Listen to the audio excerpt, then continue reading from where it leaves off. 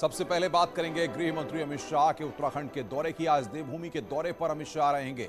सुबह 10:45 पर अमित शाह पहुंचेंगे। 11:30 बजे कार्यक्रम स्थल पर पहुंचेंगे अमित शाह। घसियारी कल्याण योजना को आज अमित शाह लॉन्च करेंगे। बन्नू स्कूल में जनसभा का कार्यक्रम रखा गया है। 12:30 बजे पदाधिकारियों के साथ वो बैठक करेंगे। तो आज देवभूमि के दौरे पर गृह मंत्री अमित शाह रहेंगे। सुबह 10:45 पर अमित शाह पहुंचेंगे। 11:30 बजे कार्यक्रम स्थल पर अमित शाह पहुंचेंगे। घसियारी कल्याण योजना को अमित शाह आज लॉन्च करेंगे। बन्नू स्कूल में ये जनसभा रखी गई है। पदाधिकारियों के साथ बैठक का भी आज कार्यक्रम है। 2022 के सियासी दंगल से पहले यहां पर जिस तरीके से अमित शाह लगातार हम देखा कि कल उत्तर प्रदेश की राजधानी लखनऊ में उन्होंने किस तरीके से सस्ता अभियान का आगाज किया। उसके बाद भारतीय जनता पार्टी के पदाधिकारियों के साथ, कार्यकर्ताओं के साथ कल बैठक की गई। और आज यहां पर उत्तराखंड में, क्योंकि जिस तरीके से उत्तराखंड का सियासी दंगल है, उत्तर प्रदेश और उत्तराखंड में 2022 में ही चुनाव होने हैं। और इस वक्त बातचीत करने के लिए देहरादून से हमारी संवाददाता भारती सकलानी हमारे साथ सीधे जुड़ रही हैं। भारती, बेहद अहम दिन है, अमित शाह आज पहुंच रहे हैं। क्या जानकारी मिल पा रही है उनके दौरे को लेकर के और किस तरीके की तैयारियां आप देख रही हैं?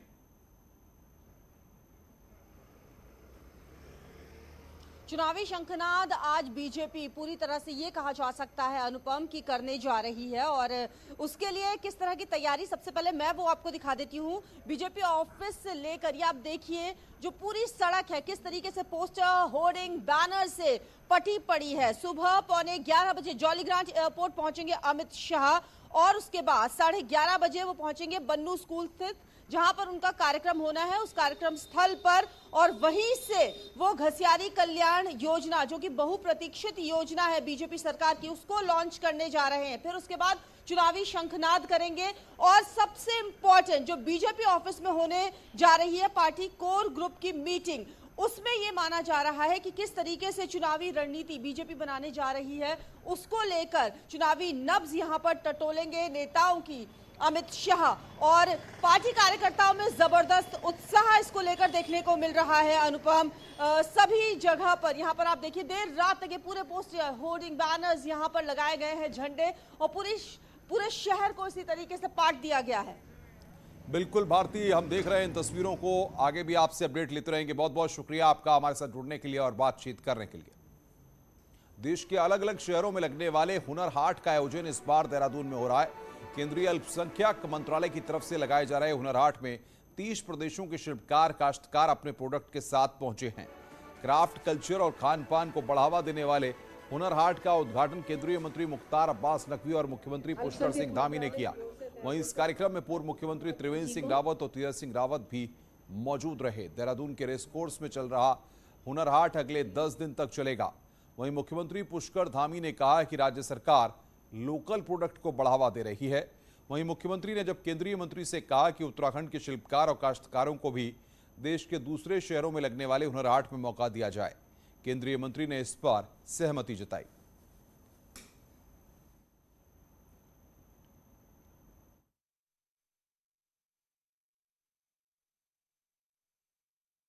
स्वदेशी और स्वावलंबन आत्मनिर्भर भारत, प्रधानमंत्री नरेंद्र मोदी जी का जो संकल्प है, उसका हुनर हाट एक सशक्त और प्रामाणिक प्लेटफॉर्म है।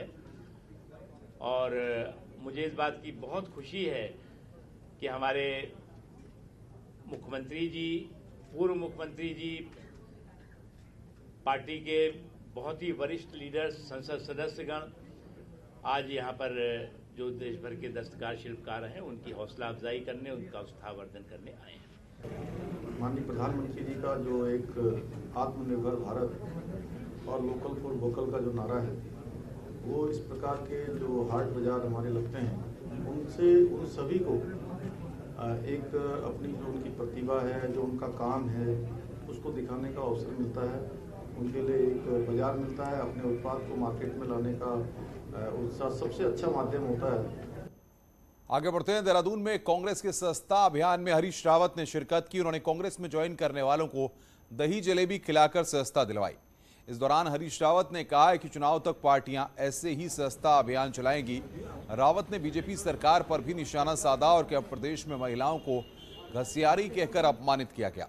घसियारी शब्द पर उन्हें आपत्ति जताते हुए सरकार की इस योजना पर ही सवाल उठाए हैं। उन्होंने कहा कि अगर योजना को लाना ही था तो गौरा देवी या पहाड़ की दूसरी महिलाओं के नाम पर इसे शुरू किया जाता। भाजपा वालों से मेरा एक आग्रह है, मेरी माँ मेरी बहन उत्तराखंड की, कभी उसको किसी ने घसारी संबोधन नहीं किया। वो गृहिणी रही, वो गृह लक्ष्मी रही, वो परिवार पालन करता रही, लेकिन घसारी शब्द नहीं दिया। और भाजपा 21वीं सदी में आज़ादी के 75 वर्ष में मेरी माता बहनों को जो घसारी संबोधन दे रहे हैं, मैं उसकी निंदा करता हूं। मैं बड़ा आगे बढ़ते हैं। कैबिनेट मंत्री यतीश्वरानंद को हाईकोर्ट से नोटिस जारी हुआ है। कोर्ट आदेश के खिलाफ खुद को गुरुकुल महासभा का मंत्री बनाने पर अवमानना नोटिस जारी किया गया है और कोर्ट ने कैबिनेट मंत्री को 24 घंटे के भीतर नोटिस सर्व करने के साथ 3 हफ्तों में जवाब दाखिल करने का आदेश दिया है। दरअसल यतीश्वरानंद गुरुकुल महासभा हरिद्वार के मंत्री पद पर थे, लेकिन 30 जून 2018 को महासभा ने उनको पद से हटाते हुए उनकी सदस्यता को भी खत्म कर दिया, जिसके बाद मंत्री कोर्ट पहुंचे तो उनकी अपील खारिज हो गई और अब यतीश्वरानंद का गलत प्रचार का आरोप उन पर लगा है। हरिद्वार में बीजेपी के प्रदेश अध्यक्ष मदन कौशिक ने धूमधाम के साथ वर्चुअली दीपावली मिलन कार्यक्रम का आयोजन किया। ये कार्यक्रम पूरी विधानसभा में 12 स्थानों पर आयोजित किया गया। इस दौरान उनके साथ हंस फाउंडेशन की प्रमुख मंगला माता भी मौजूद रहीं। सीमित और वर्चुअली कार्यक्रम आयोजित करने पर मंगला माता ने मदन कौशिक की तारीफ भी की। मिलन कार्यक्रम में पूज्य मंगला माता जी का सानिध्य मिला है। पूज्य मंगला माता जी ने उत्तराखंड राज्य सहित देश के 28 राज्यों में अनेक सेवा के काम किए हैं। बहुत बढ़िया था। कौशिक जी ने, हमारे मंत्री जी ने बहुत अच्छा ये आइडिया दिया कि एक साल हम साथ में हम हजारों लोगों को नहीं रख सकते, आज हम रूल्स को नहीं तोड़ सकते, तो ये बहुत अच्छा आइडिया था और सभी आश्रमों में, सभी जो स्थानों में ये मनाया गया। आगे बढ़ते हैं। उत्तराखंड में आपदा को 11 दिन बीत चुके हैं। आखिर क्या है आपदाग्रस्त इलाकों का हाल, आइए इस रिपोर्ट के जरिए देखते हैं।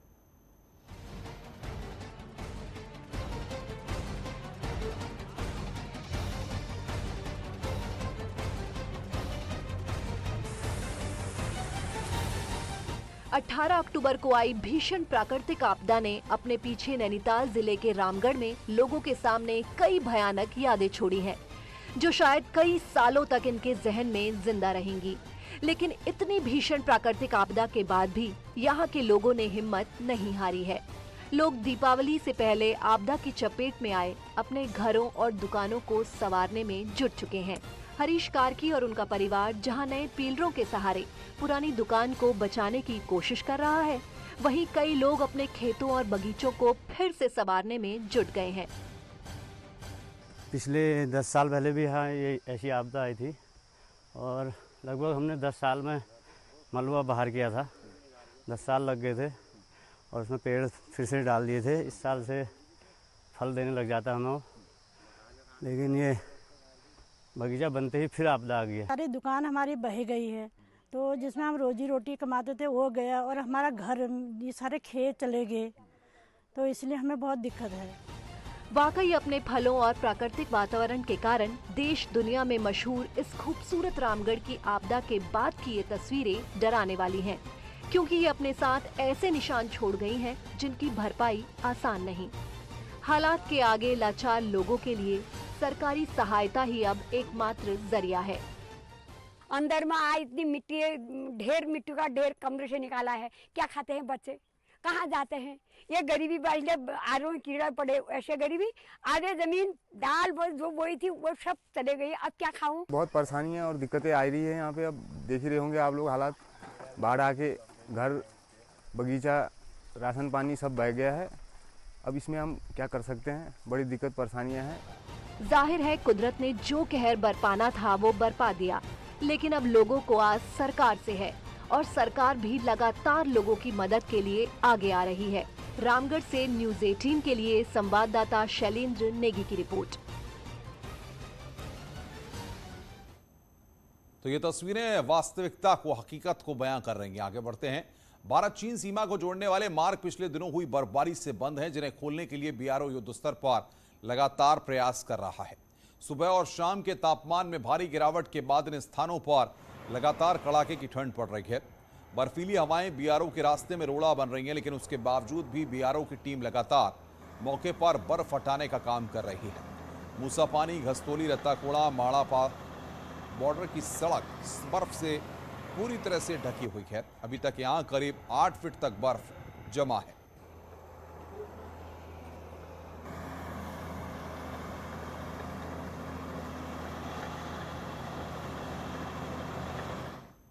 आगे बढ़ते हैं। चमोली से खबर है, जहां पर बद्रीनाथ में अचानक ठंड बढ़ने से शेषनेत्र झील जम गई है। वहीं अचानक बढ़ी ठंड के चलते तीर्थयात्रियों की परेशानी काफी बढ़ गई है, लेकिन आस्था के सामने ठंड का असर नहीं दिख रहा है और लोग बड़ी संख्या में बद्रीनाथ में दर्शन के लिए पहुंच रहे हैं।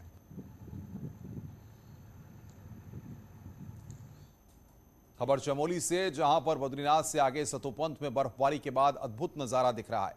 इलाके में हर तरफ बर्फ की मोटी सफेद चादर बिछ गई है। एक तरफ जहां पहाड़ों में लगातार मौसम करवट बदल रहा है, वहीं दोपहर बाद रोजाना ऊंचाई वाली जगहों पर बर्फबारी हो रही है। बद्रीनाथ धाम से 20 किलोमीटर दूर सतोपन ट्रैक पर जबरदस्त बर्फबारी हुई है। इस साल अक्टूबर में ही सतोपन ट्रैक पूरी तरह बर्फ से ढक गया। यहां पर 2 से 3 फीट की बर्फबारी हुई है। जियो फोन नेक्स्ट दिवाली से तमाम स्टोर्स पर उपलब्ध होगा। यह ऐलान शुक्रवार को रिलायंस जियो और गूगल की ओर से किया गया। कंपनी अपने इस फोन को मेड फॉर इंडिया स्मार्टफोन कह रही है और इसे काफी कम कीमत पर उपलब्ध करा रही है।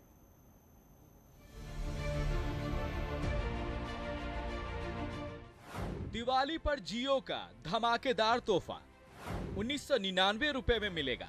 जियो फोन नेक्स्ट, बजट में कीमत, ईएमआई का भी ऑप्शन। जियो का जबरा फोन, पहले इंटरनेट और अब स्मार्टफोन से क्रांति लाने को तैयार है जियो।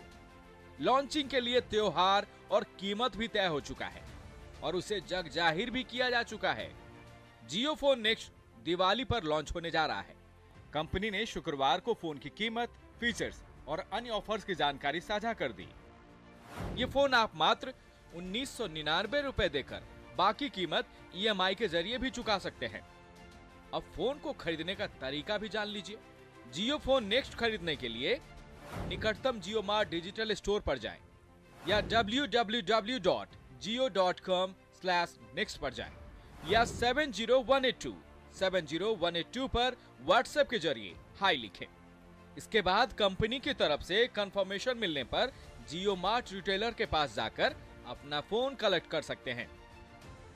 फोन को लेकर रिलायंस इंडस्ट्रीज के अध्यक्ष और प्रबंध निदेशक मुकेश अंबानी ने कहा कि मुझे खुशी है कि गूगल और जियो की टीमें भारतीय उपभोक्ताओं के लिए त्योहारी सीजन में जियो फोन नेक्स्ट को लाने में सफल रही है। मैं हमेशा 1.35 अरब भारतीयों के जीवन को समृद्ध, सक्षम और सशक्त बनाने के लिए डिजिटल क्रांति की शक्ति में दृढ़ विश्वास रखता हूं। फीचर्स की बात करें तो ये एक स्मार्ट और शक्तिशाली कैमरा से लैस फोन है, जो पोर्ट्रेट मोड जैसे विभिन्न फोटोग्राफी मोड के साथ आता है। इसका नाइट मोड यूजर्स को कम रोशनी में भी शानदार तस्वीरें देता है। बता दें कि 24 जून 2021 को रिलायंस इंडस्ट्रीज के चेयरमैन मुकेश अंबानी और गूगल के सीईओ सुंदर पिचाई ने RIL के सालाना एजीएम में अल्ट्रा किफायती 4G हैंडसेट का अनावरण किया था। कंपनी के मुताबिक जियो फोन नेक्स्ट आत्मनिर्भर भारत बनने की दिशा में मददगार साबित होगा। Bureau report, news 18 network. खबरें और भी हैं, फिलहाल रुक रहे हैं एक ब्रेक के लिए। ब्रेक के बाद जल्द हाजिर होते हैं।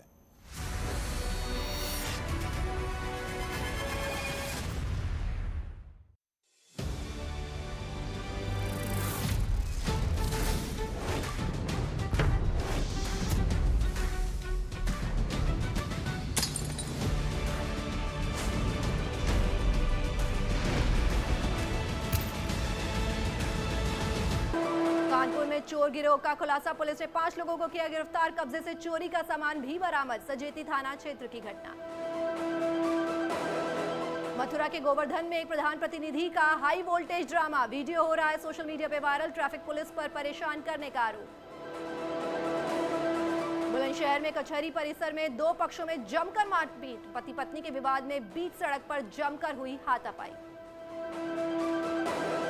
जालौन पुलिस ने 19 लाख की लूट का 19 घंटे में किया खुलासा। पेट्रोल पंप मैनेजर से लूट मामले में से 7 लुटेरे गिरफ्तार।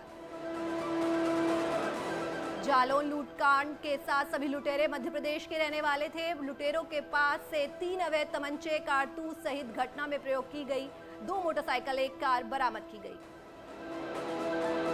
शाहजहां पुलिस ने 24 घंटे में 19 शराब कारोबारियों के खिलाफ केस दर्ज करते हुए 19 तस्करों को गिरफ्तार किया।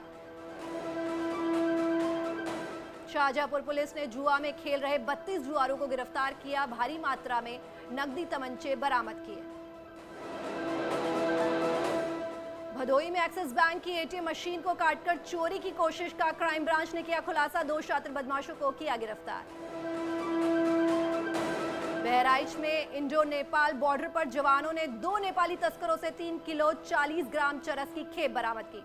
नेपाली तस्कर चरस की खेप को बेचने के लिए भारत आ रहे थे। गोरखपुर पुलिस ने कपड़ा व्यापारी से लूटकांड का सिर्फ 48 घंटे में ही किया खुलासा। 2 बदमाशों को गिरफ्तार किया।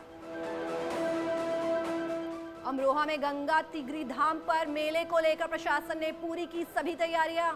जिले में कार्तिक पूर्णिमा के दिन लगता है ऐतिहासिक मेला। आगरा में दीपावली की तैयारियों को लेकर प्रशासन ने कसी कमर। 2 से 11 नवंबर तक कर्मचारियों की छुट्टी करी कैंसिल। साथ ही परिवहन निगम रात में भी करेगा बसों का संचालन। वाराणसी में गोबर के बने दीपक की खासा डिमांड। लाखों के मिल रहे हैं ऑर्डर। दिए बनाने वाली महिलाओं में खुशी की लहर। इको फ्रेंडली दिवाली को कर रहे हैं प्रमोट। आगरा में मजदूरों के खिले चेहरे। भारी मात्रा में मिल रहे हैं दीपक के बनाने के ऑर्डर। 2 साल के कोरोना के चलते नहीं मिल रहे थे कोई भी ऑर्डर। हमीरपुर में आंगनवाड़ी कर्मियों को मिला स्मार्टफोन। सदर विधायक ने 677 फोन बांटे। इटावा में वरिष्ठ पुलिस अधीक्षक ने reserve police line parade ground पर ली परेड की सलामी। सिद्धार्थ शुक्ला के निधन के बाद पहली बार पोस्ट शेयर किया शहनाज गिल ने। एक्टर को दी श्रद्धांजलि। टैग कर कहा, तू मेरा है। कोई शहरी बाबू सॉन्ग पर रश्मि देसाई ने दिखाए बोल्ड मूव्स। बार बार देखा जा रहा है वीडियो। आर्यन खान को बेल मिलते ही खुशी से झूम उठे छोटे भाई अब्राहम खान। बालकनी में आकर फैंस के लिए हिलाया हाथ। विकी कौशल संग शादी की खबरों के बाद पहली बार स्पॉट हुई कैटरीना कैफ। खूबसूरत पीले लिबास में लगी और भी हंसी। रोहन शेष के साथ शादी की खबरों पर श्रद्धा कपूर ने तोड़ी चुप्पी। सभी खबरों की को कोरी अफवाह बताया। शाहिद कपूर ने अपने सोशल मीडिया अकाउंट पर मीरा राजपूत के साथ प्यारी सी फोटो शेयर की। फैंस को काफी पसंद आ रही है फोटो। कुत्तों के साथ बैठ शिल्पा शेट्टी भी उनकी तरह फनी पोज देती आई नजर। फैंस ने बोला ये अलग पागलपन है। सारा अली खान का लेटेस्ट फोटोशूट वीडियो हुआ वायरल। ग्लैमरस पोज देती नजर आई एक्ट्रेस। ट्रोल होने के बाद शमी ने शेयर किया फोटो। जसप्रीत बुमराह के साथ प्रैक्टिस करते आए नजर। हार्दिक पांड्या को मिला MS धोनी का साथ। चयनकर्ता उन्हें वापस भेजना चाहते थे Bharat. David Warner T20 world cup में ऑस्ट्रेलिया के लिए सबसे ज्यादा रन बनाने वाले पहले बल्लेबाज बने। शेन वॉटसन का रिकॉर्ड तोड़ा। सेंसेक्स 677.77 अंकों की गिरावट के साथ 59,306.93 पर बंद, जबकि निफ्टी 17,671.65 पर बंद। दिल्ली में पेट्रोल डीजल फिर महंगा। 35 पैसे बढ़कर 108.64 पर पहुंचा। डीजल में भी 35 पैसे का इजाफा 97.37 के करीब पहुंचा। त्योहारों के पहले सोने चांदी के दाम गिरे। 10 ग्राम सोने 47,040 रुपए पर पहुंचा। चांदी 64,600 रुपए पार कर रही है कारोबार।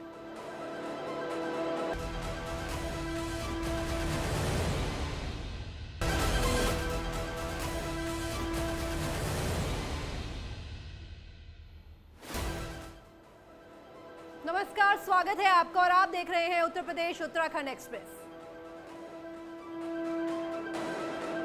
यूपी में रिकॉर्ड वैक्सीनेशन। 13 करोड़ लोगों को लगी डोज। 13 करोड़ लोगों को वैक्सीन लगाने वाला पहला राज्य बना यूपी। यहाँ गांव, जिले, कस्बे हैं कई, पर हर जगह पहुंचने वाला चैनल एक। यहाँ उम्मीदवार हैं कई, पर उम्मीदों पर खरा उतरने वाला चैनल एक। यहाँ मुद्दे हैं कई, पर हर मुद्दे को उठाने वाला चैनल एक। यहाँ मतदाता हैं कई, पर उत्तर प्रदेश उत्तराखंड का विश्वास जीतने वाला चैनल एक। वक्त के साथ बदलते हैं कई, पर अपने नए अंदाज से वक्त बदलने वाला चैनल एक। आपका पसंदीदा न्यूज चैनल अब एक नए अवतार में। देखते रहिए न्यूज 18 उत्तर प्रदेश उत्तराखंड। इस न्यूज हेडलाइंस के प्रायोजक पेट सफा आयुर्वेदिक जूस। पेट सफा, हर रोग दफा।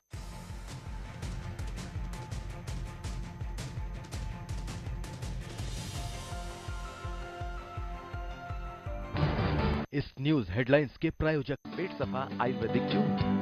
पेट सफा, हर रोग दफा।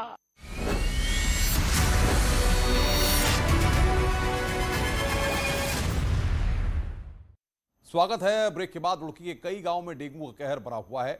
अभी तक 250 से अधिक लोगों में डेंगू की पुष्टि हो चुकी है। साथ ही सैकड़ों लोग संदिग्ध बुखार की चपेट में हैं। वहीं स्वास्थ्य विभाग की टीम लगातार गांव में कैंप लगाकर लोगों के सैंपल ले रही है और उन्हें डेंगू से बचने के उपाय भी बता रही है। वहीं सिविल अस्पताल में भी लगातार डेंगू मरीज सामने आ रहे हैं।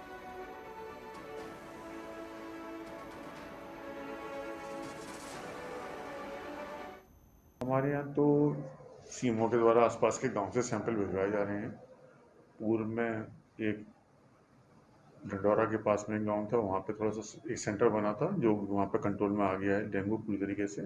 अब भगवानपुर के 2-3 गांव हैं, वहाँ से सैंपल जो आ रहे हैं उनमें पॉजिटिविटी रेट काफ़ी ज़्यादा हो रहा है। खबरों का सिलसिला लगातार जारी है। फिलहाल इस बुलेटिन में इतना ही। नमस्कार।